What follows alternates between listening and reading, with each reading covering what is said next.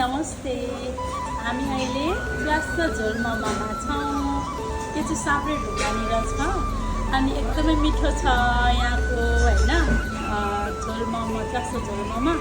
अनि हजुरहरू पनि खान आउनु होला। अरूभन्दा पनि यहाँको एकदम राम्रो छ। यहाँनिर आफ्नै घरमा खाए जस्तै फिल हुन्छ कि यहाँ आएर खानुभयो भने एकदमै राम्रो छ सर्भिस पनि। हजुरहरू पनि खानु होला। कस्तो लाग्यो तिमीलाई? मिठो लाग्यो? हजुरहरू आउनुहोस् भन्नु।